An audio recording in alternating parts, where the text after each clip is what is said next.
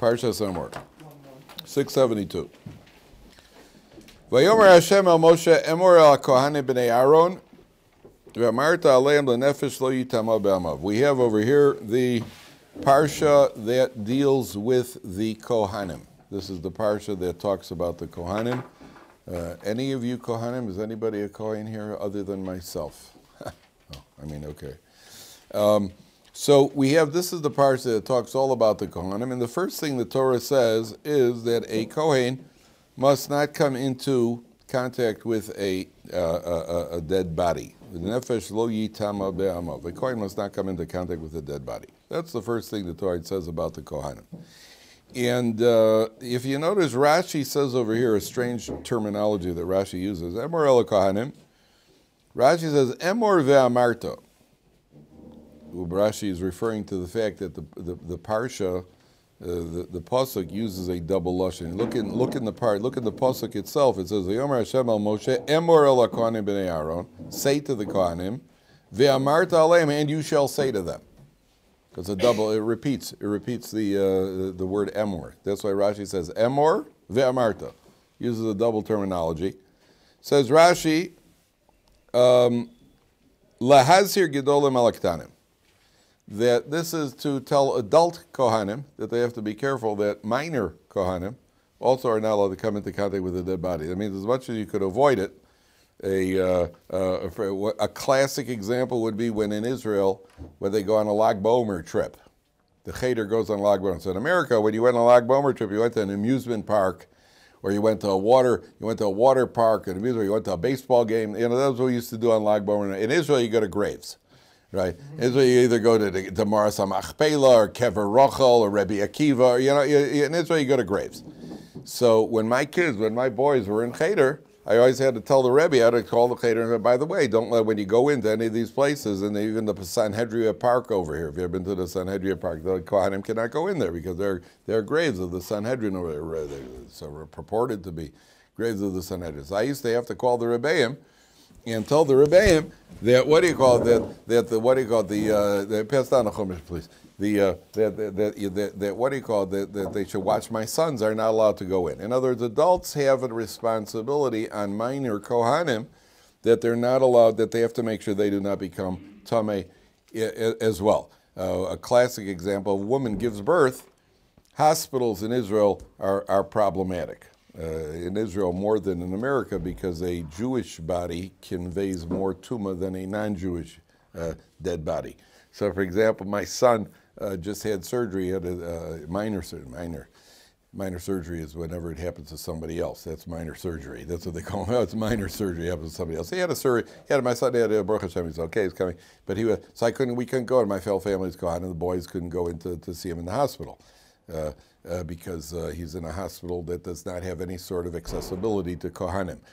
Other hospitals in Israel, like Shari Tzedek Hospital here in Yerushalayim, the more observant hospitals actually have a sign that says Kohanim may enter or Kohanim may not enter. If somebody's nifter in the hospital, so then there's actually, they put up a sign, Kohanim may not enter.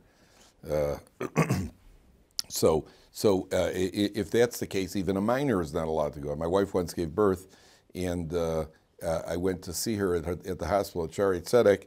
My oldest son at the time was about 10. My youngest son was 7, and I had a daughter. So we got to the hospital, and there's actually a sign that says Kohanim are not allowed to enter. So myself and my sons, we had to sit outside the hospital, and my daughter went in.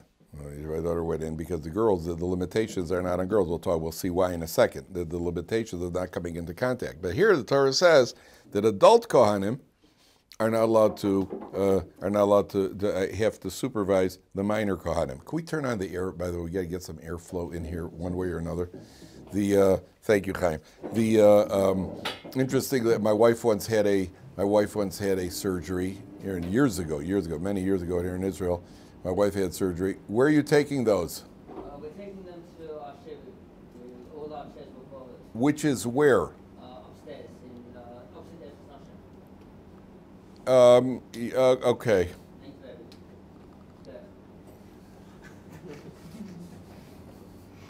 It's like when the thief says thank you as he leaves a thank you note when he steals all your furniture. The thief, oh, by the way, thank you.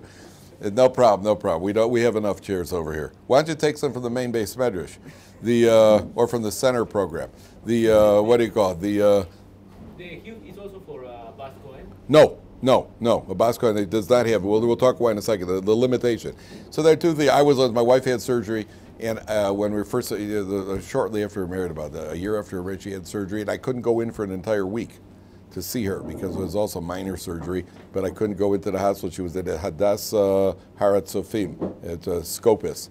So one day I went there to see what's going to see. Shari Tzedek is more religious. They have the sign there. They're much more conscientious. So I went there to see her, and I was loitering around the entrance of the hospital, waiting for a frum person to go in and maybe check out. What's the situation now? So I'm standing there loitering for a few minutes, and they have right sitting inside the hospital, right by the door, there's like a shomer, what do you call it, a security guard.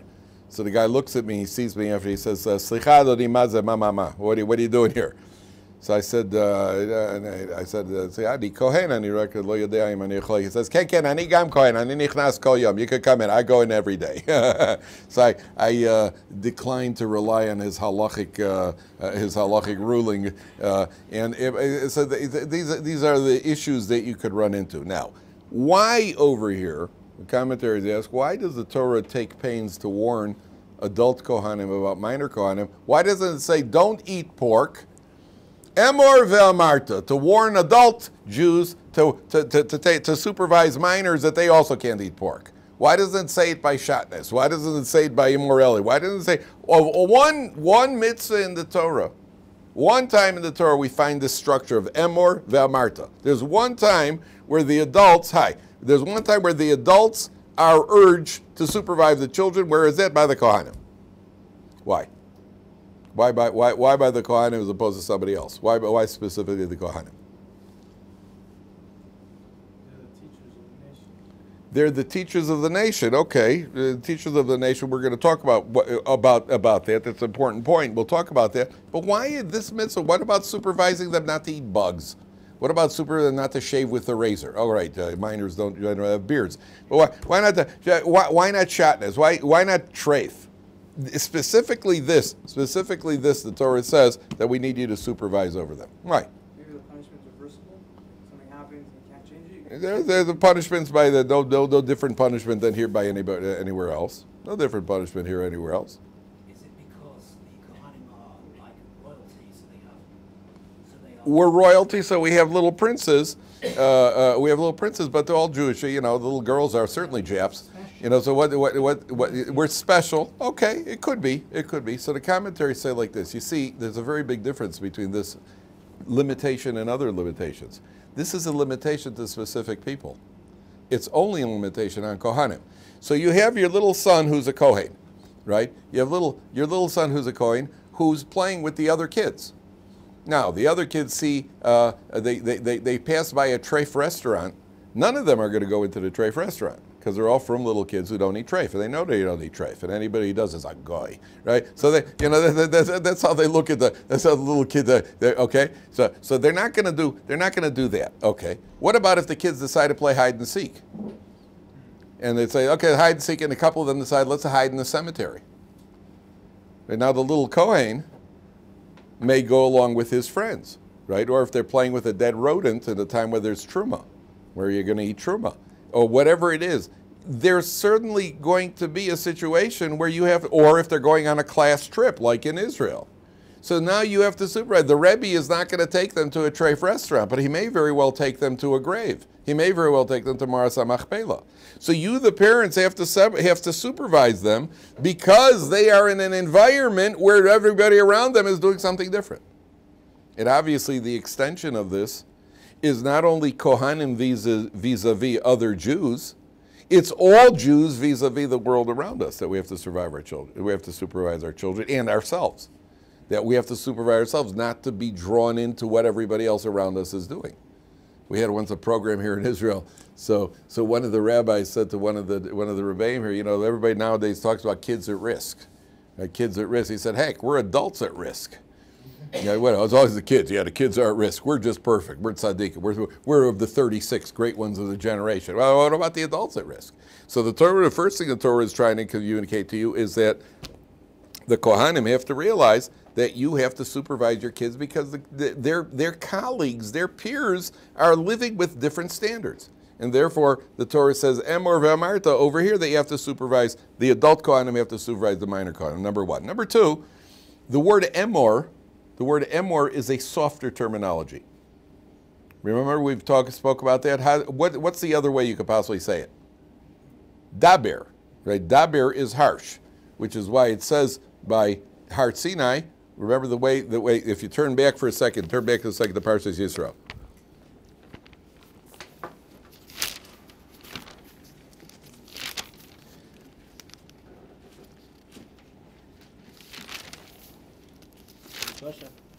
One second. Where is it? Yeah, just 1 second. What page? Is it? Oh, no, not Yisra. I think it's where is it? The pasuk says. Where's the pasuk? Kosomar. What page? You have it. It says Kosomar lebeis Yaakov. What? Kosomar lebeis Yaakov. Where's that pasuk? Kosomar lebeis Yaakov. V'sedaber obedei Yisrael. What pasuk? Where is that? I can't remember.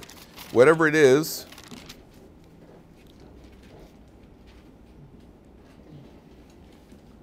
Just 1 second. Where is that?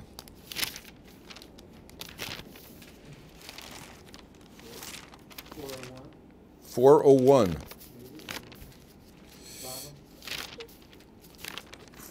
Yes, thank you very much. Thank you. Page 400, right at the bottom.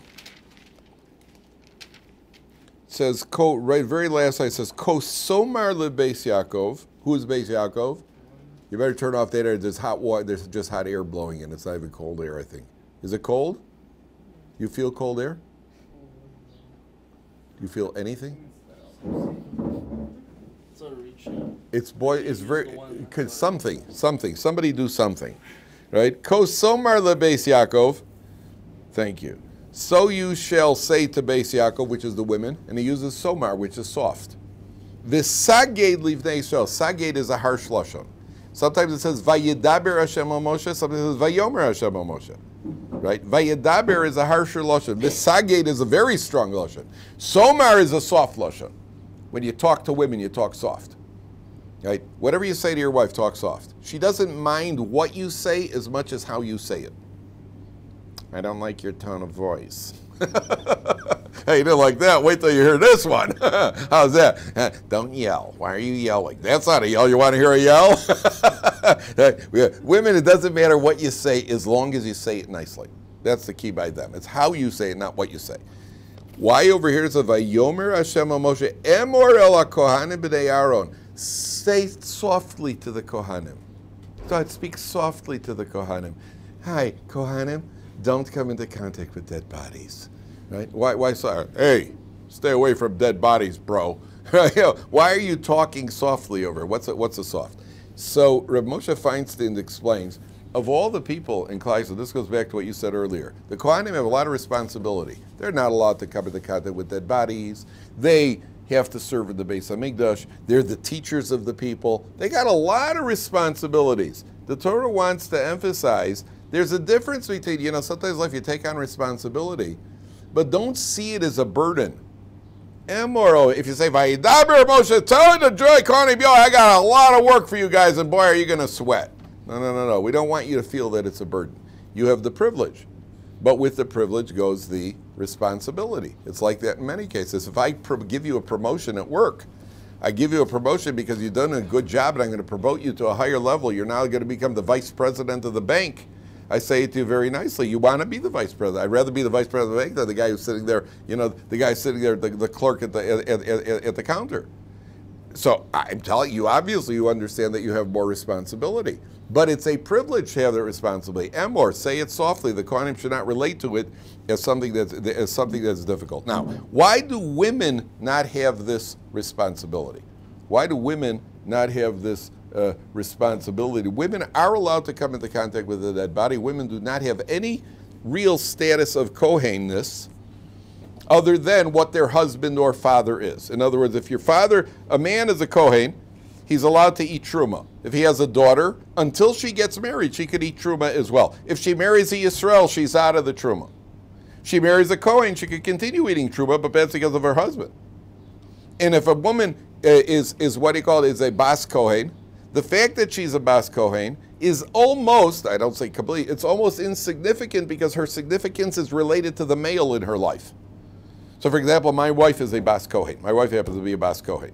My father was, my wife is a bas Kohen. But the only reason that she's significant, well, maybe that sounds so good, right? Her significance as a Kohen is because she's married to me, because I happen to be a Kohen. If she happened to marry Yisrael, so she loses the Kohen status. My older brother, my mother was a bas Kohen. Believe it or not, my father is obviously a Kohen, was a Kohen. My mother's a bas Kohen. My older brother's wife is a bas Kohen. My wife is a bas, and my younger brother's wife is not a bas Kohen. So we have not spoken to them in about 20 years. But what do you call it? The woman's significance. Now, a woman could be a bas Kohen, and she can be married to a Kohen, and yet she is allowed to come into contact with a dead body. She has no limitations whatsoever. But number one. Number two, there's another question people ask. A Kohen, why aren't you allowed to come into contact with a dead body? We'll get to the women in a second. Why isn't a Kohen allowed to come into contact with a dead body? What happens if he does? What's that? Becomes Tamei Mace. How do you get out of becoming Tamei Mace? You have to bring the red cow, the Parah Aduma, which we are unable to do. Nowadays we don't have korbanos. So we are all considered Tamei Mace, including the Kohanim. Everybody's considered Kohen Mace, especially a Kohen who was born in a hospital. Some women do these like at-home births, right, that we don't do, certainly not intentionally. Then they have underwater births. You ever heard of that? They actually give birth underwater. Not quite sure why they do what the kid want the kid to be an amphibian, and I don't know why they're doing that. You know, what are you experimenting with your child? You know, oh, it's so natural. Yeah, and so are the sharks in the water. Well, what are you doing that for? Okay, so I got that off my chest. But the bottom line is, if a Kohen is born in a hospital, she's automatically Tamei. So I've been asked many times, well, if he's Tamei, so why is there a limitation? Once you're Tamei, you can't get out of the Tamei. So why can't the Kohen now come in contact with other dead bodies? Good question, you all right? What's the answer? The answer is, and you're not allowed to eat pork. So I understand, once I take a bite of pork, I'm porculated, right? So now I can continue eating pork? No. The answer is that there are two issues here. There is the prohibition, and there is the result. The prohibition is that you are not allowed to come into contact with a dead body. The result is you become Tamei, but just because you become Tamei doesn't mean that waves off the prohibition. That means a person comes into contact with a dead body, so you shouldn't have done it, so now I have to break the contact as soon as possible. Doesn't mean that you're therefore, once I did it, okay, I'm Tamei, so now I can do it. It's not because of the result. It happens to be a result. It happens to be a result, but the prohibition is still there, so a Kohen's not allowed to come into contact. A woman who comes into contact with a dead body, she also becomes Tamei. She's also Tamei Mace. In theory, she can only get out of that tuma if she would have the ashes of the Parah Aduma with the water sprinkled on her. But there's no prohibition for her, just like a Yisrael. A male Yisrael or Levi who comes into contact with a dead body, he's also Tamei. So he gets out of it with the Parah Aduma. But there's no prohibition. To the contrary, there's a mitzvah of attending to a mace. It's what's called chesed shel emes, because the mace doesn't have anybody to bury him. So the person has to bury the mace. So the question becomes, so why don't women have the restriction? Why don't women have the limitations of the Kohanim? So the commentators explain that the first sin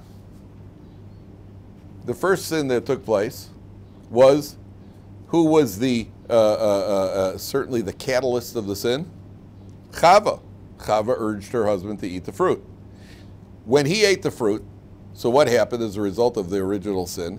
Death was brought to the world. That means up until the first sin of Adam Rishon, Chet Adam Rishon, before the first Chet, there would have been no death in the world. Had there been no death in the world, so people would have lived forever, there would have been no concept of Tuma. She was the catalyst of the Avera. Since she brought death to the world, they now are involved with doing chesed for the dead. And therefore there's no limitation on female Kohanim, and therefore female Kohanim are allowed to be involved with it. They could be on the Chevra Kadisha, they could do Tahara, they could do the mitzvah of Chesed Shalemis, because the women brought death to the world. That's what happened. Now let's take it a step further. What did Aaron HaKohen do? Aaron HaKohen was the catalyst of the golden calf. And you know that the Jewish people at Har Sinai, when they got to Har Sinai, and they what do you call it?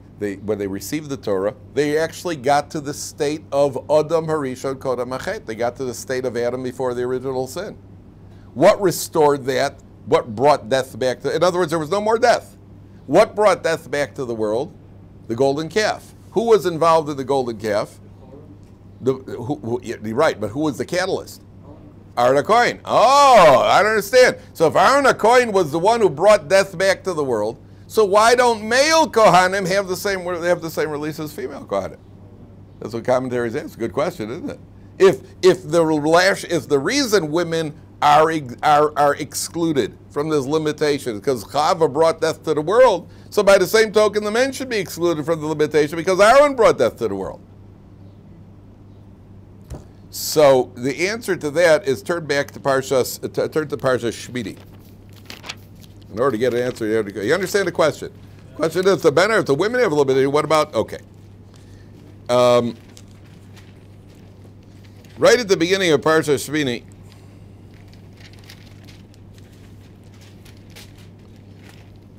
page 588.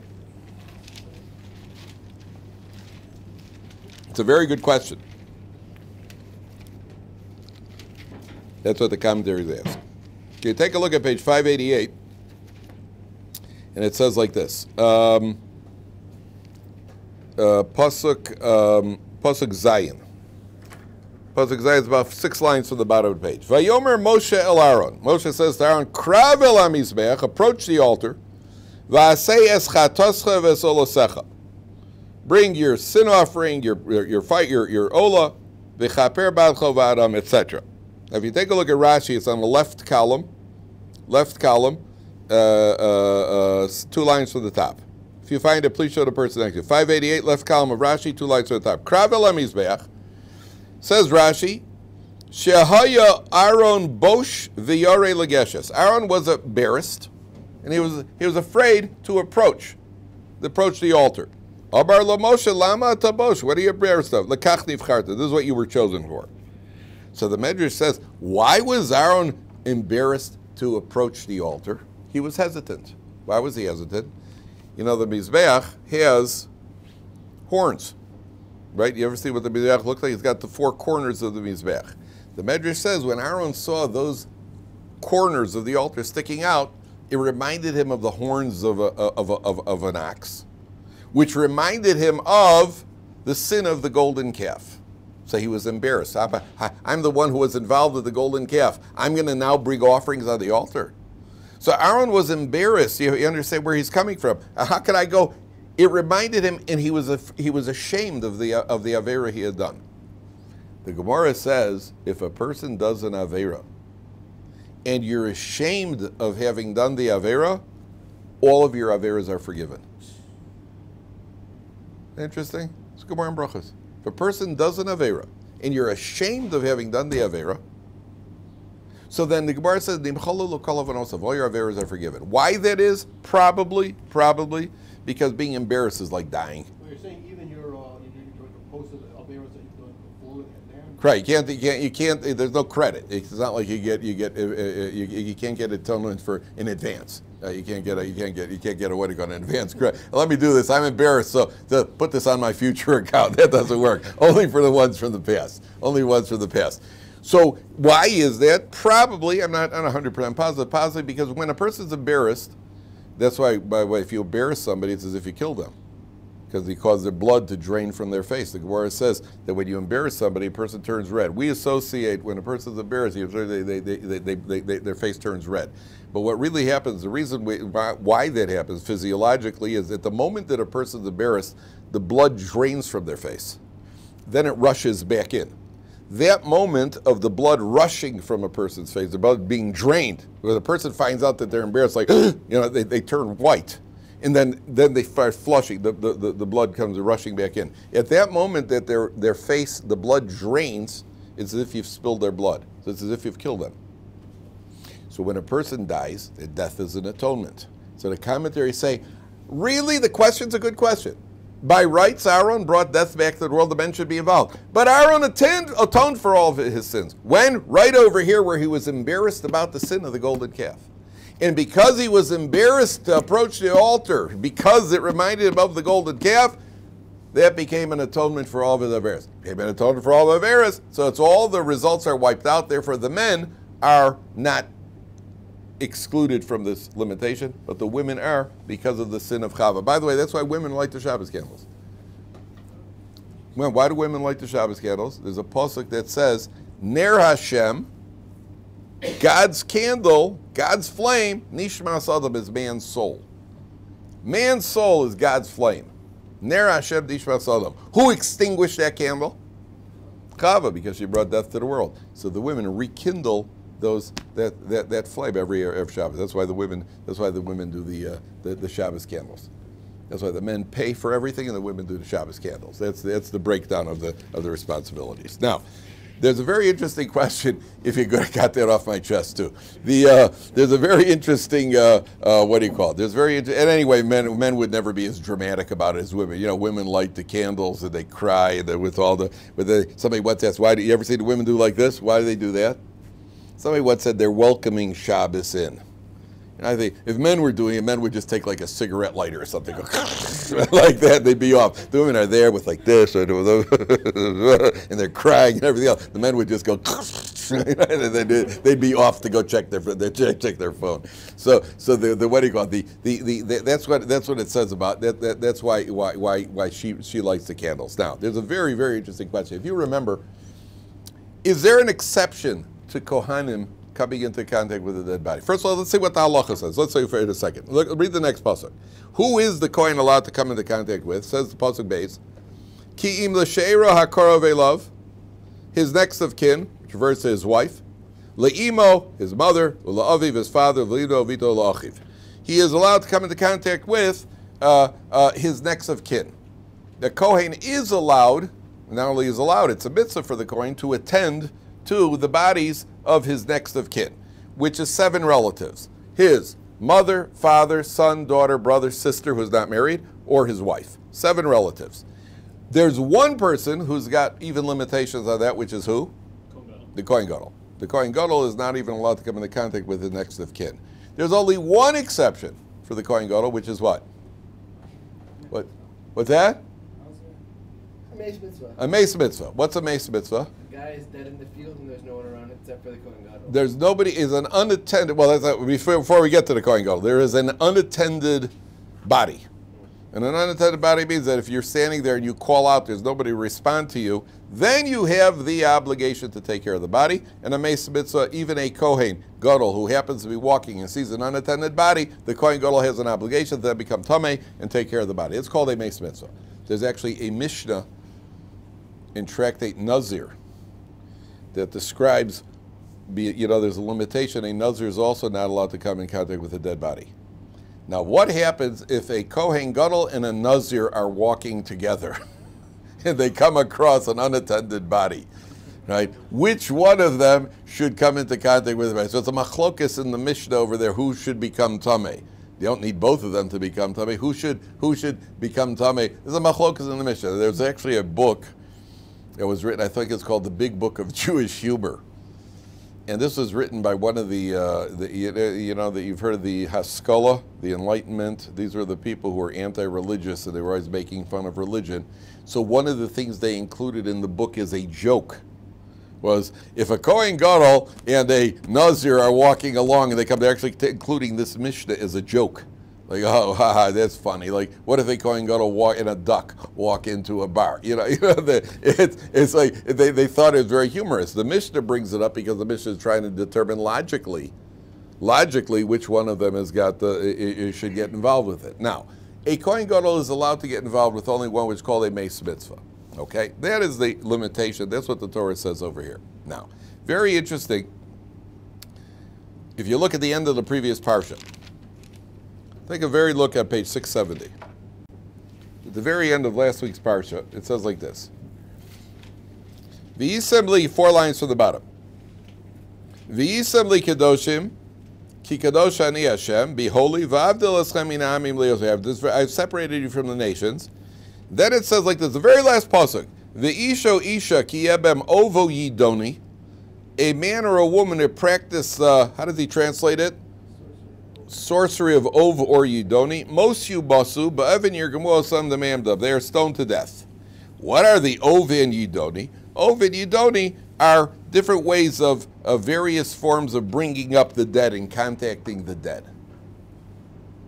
Yeah, what do they call it nowadays? Necromancy.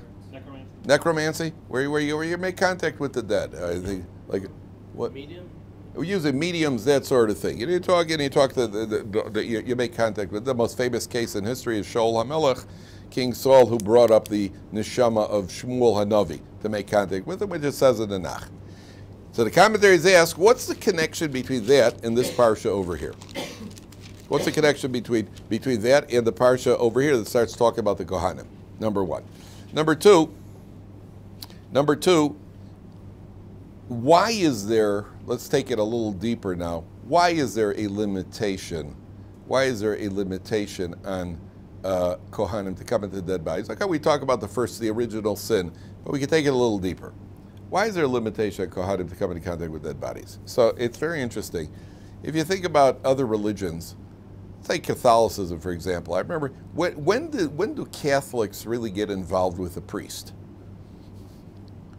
Other than, never mind. When do Catholics get involved with the priest? Right? I didn't say anything, right? When do Catholics get involved with the priest? Usually right around the time they're dying. You're terrible. Right around the time they're dying, right? Then the priest comes in and he administers last rites. How much guidance do they get from the priest while they're alive? They go to church and they go into the booth or whatever it is, they confess and, and he tells them what to do, say a few Hail Marys, and Megate Weiter, right? But where, what kind of guidance are they getting on how to live their life and where they should channel their energies and what their potential is and what Masechta they should learn, right? Very little. The priest, when a guy is ready to die, then he comes in and he gives them, guarantees them a chelik in Olam Haba. That's when the priest comes in. He tells them about, get him into the world to come. The Torah wants to emphasize, the Kohen is here to teach us how to live. Death, person's on your own. Don't rely on the Kohen. When a person's on their way out, that's not the time to suddenly call the Kohen. The Kohen is there to teach us how to live. So, the next of kin, he has to deal with. The Kohen Gadol isn't even allowed to come into contact with the next of kin, because we were concerned that the Kohen Gadol's family members may think they got some protexia. They got their son is brother or father is the Kohen Gadol, therefore they can do whatever they want and he'll get them out of trouble when they go up there. The Kohen Gadol can't even come there, can't come in contact with the family members. By the pagans, when they went to the pagan priests, what did they do? Take a look at the previous Parsha. The pagan priests did all sorts of rituals. They brought up the dead and they made all sorts of contact. And then they would predict things for the future based on what they heard from the dead. Necromancy comes along, the commentaries say, we want you to know that what the Kohen guides you on, and what the Kohen, A, he is here to teach you how to live. B, he's going to teach you how to live without having any contact to do with anything dead. And that's why the Kohen has a limitation. The Kohen is there to teach you how to live and have zero contact whatsoever with the dead. That's what the connection is to previous Parsha. Now it's very interesting. On Yom Kippur, if you remember, we do it twice a year, on Yom Kippur and on Tisha B'Av. We read the story of the 10 martyrs, right? The Asara Haruge Malchus.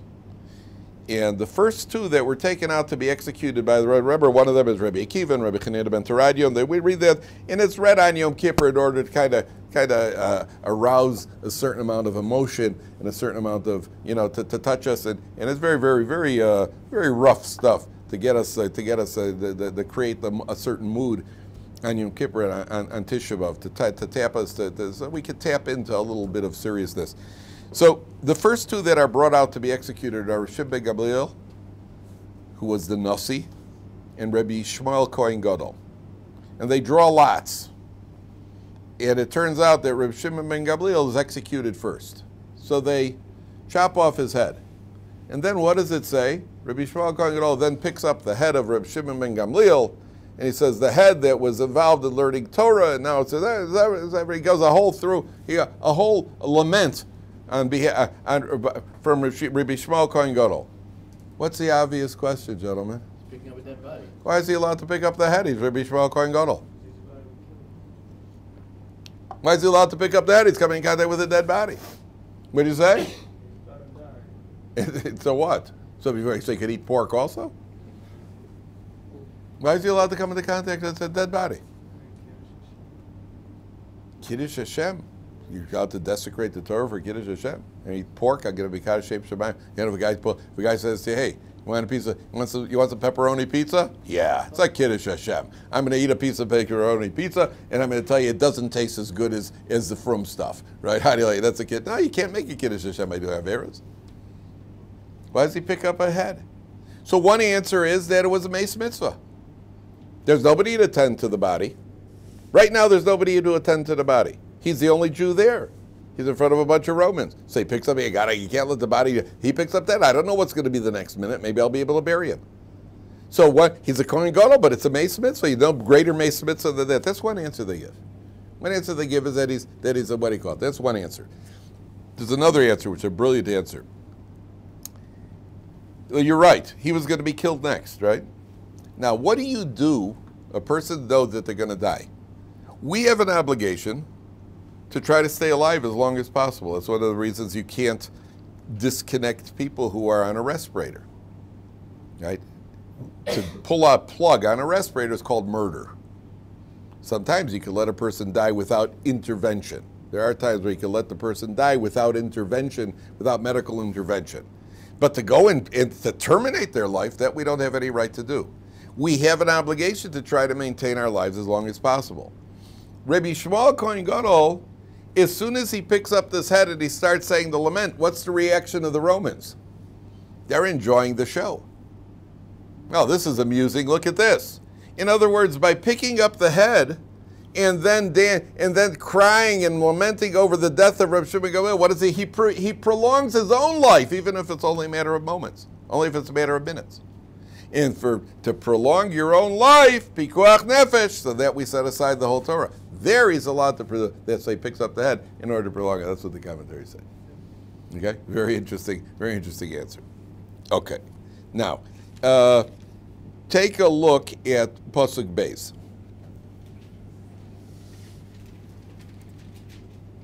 Pasuk Vav. Pasuk Vav. So the Torah says, am I in the right pasuk here? No. It says, Lo yikrechu karcha barosham, ufa'az zekanam lo yigalechu, uvivsaram lo yisratu sarates. So the Torah here is talking about, you do not, how does the arts go? They shall not make a bald spot on their heads. Take a look at Rashi. Take a look at Rashi, the right column, 3 lines from the bottom. Lo yikrechu karaches, says Rashi, al mace. They're not allowed to make a cut over a dead body. And Rashi adds, Valo af Yisrael huzur. Jews in general are not allowed to do that. We are not allowed to do any cutting over a dead body. Sometimes a person, I remember seeing a picture of Ayatollah Khomeini. Do you remember Ayatollah Khomeini? Anybody remember? He was the Iranian religious leader who really made things difficult for Jews. And I remember Ayatollah Khomeini, he should rest in pieces. Ayatollah Khomeini, I remember he had his funeral. And I remember when he died, my wife said to me, the angels of Gehenna are dancing. They couldn't wait for this one, right? And so at his funeral, I remember they had a picture. There were 1 million Iranians, and they had a picture of Time magazine. These Iranian women who are cutting themselves. They're bleeding they're bleeding, and they're cutting themselves over and the Torah says the Jew is not allowed to do that. The Jew is not allowed to do that. Now, what's interesting is, first of all, one of the reasons we don't do that. Why aren't Jews allowed to do that? Because, like everything else, the Torah tells us how to live, tells a person how to die, tells a person what to do in situations when, how to celebrate, tells a person how to mourn. Everything is determined by the Torah. And the Torah says, up to a certain point, mourning is acceptable. More than that, we don't do. We don't become that despondent. We don't get to the point where we cut. Therefore, the Torah says that's prohibited. We don't designate. Now, a person, I just saw Rabbi Yitzchak Zilberstein, you could actually do one thing and transgress 1,000,000 prohibitions. You could do one act and transgress 1,000,000 prohibitions. Okay? Any idea how? One act, and I don't mean dropping an atomic bomb and killing 1,000,000 people. Right? There's one act that you kill 1,000,000 people. There's one little thing you could do, and you could transgress 1,000,000 prohibitions. And I'll give you a hint. I'll make it easier for you. You could do one thing and transgress 6,000,000 prohibitions. No, sign a decree that 6 million people are going to die. No, but you can't do that. There's something that you can do right now and transgress 6,000,000 prohibitions. Every one of us could do that. We could do one thing and transgress 6,000,000 prohibitions. The answer is, if a person takes a knife and he says he is cutting himself over a specific dead person, he's transgressed one prohibition. And the Mishnah says if he cuts himself for 5 dead people, one cut for 5 dead people is 5 prohibitions. Well, what if a guy says, I'm making this cut in memory of the 6,000,000 that died in the Holocaust? Boom, 6,000,000 prohibitions. How do you like that? 6,000,000 prohibitions. And therefore, the Torah says that we're not allowed to do any sort of this cutting or desecrating our bodies in any way. Okay, we'll see tomorrow. We'll see.